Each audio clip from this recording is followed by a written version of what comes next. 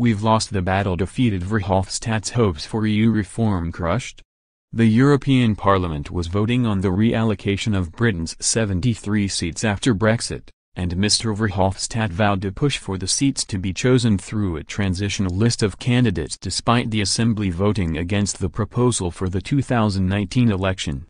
The proposal, with 368 against and 274 in favour and 34 abstentions, failed after the centre-right European People's Party, EPP, said there was no legal basis for what one lawmaker called another elite-driven project. But a defiant Mr Verhofstadt, the president of Alliance of Liberals&Democrats for Europe, ALDE, and European Parliament Brexit chief, hit back. Writing a statement on Facebook, he said, "We lost the battle today, but not the war. We will continue to fight for a real European democracy. Today we celebrate the 25th birthday of the Maastricht Treaty, which introduced the concept of European citizenship with strong support of Helmut Kohl. It is incredible that the EPP today decided that these same European citizens should not get the right to vote in transnational lists to directly elect their Commission president." Mr Verhofstadt has been outspoken in his support for the redistribution of votes, even publishing a list of 10 reasons why the transitional list is a good idea ahead of the vote. Calling the list a fundamental right, he argued, transnational lists are not a danger to European democracy, but on the contrary, would enable European citizens to directly vote for their preferred lead candidate, thus completing the innovation of the 2014 elections, when Parliament successfully defended its prerogative to elect the head of the executive, as it is the right of every parliament in a parliamentary democracy.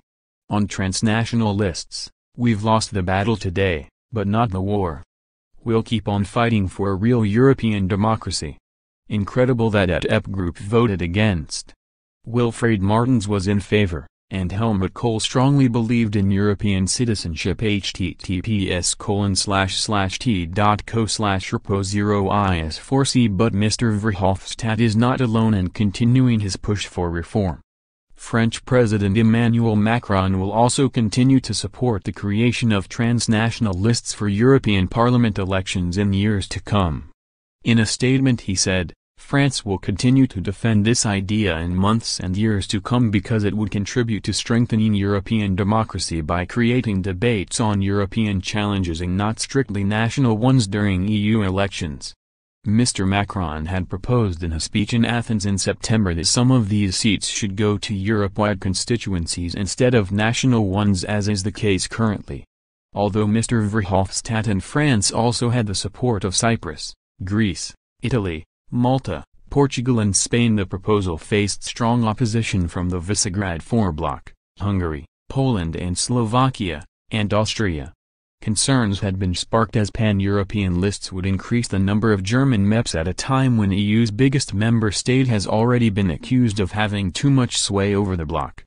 Earlier this month, senior EU officials have said it is unlikely this would be adopted in time for the next EU election in 2019, so logistically it would not be until the following election in 2024.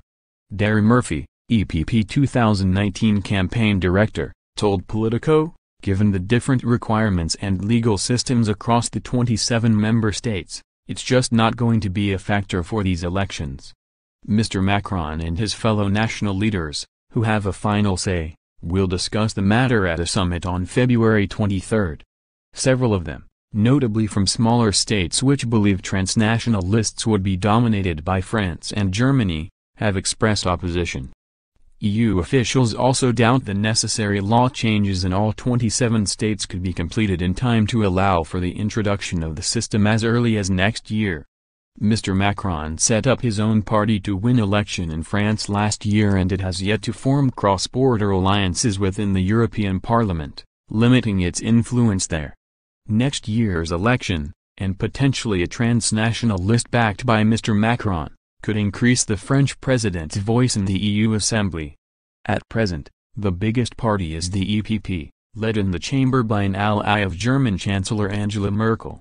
After Britain leaves the EU in March 2019, the European Parliament will have fewer lawmakers, and the Assembly is seeking to reallocate some seats to underrepresented countries such as Spain, Italy, France and the Netherlands. Mr. Macron had proposed in September that some of these 73 seats freed up by Britain's departure should go to Europe-wide constituencies instead of national ones. Critics of the transnational lists are concerned the system would create two classes of EU parliamentarians. Georgi Skopflin, a centre-right EPP lawmaker, said there was not enough time to change EU countries' rules to prepare for transnational lists before the 2019 vote.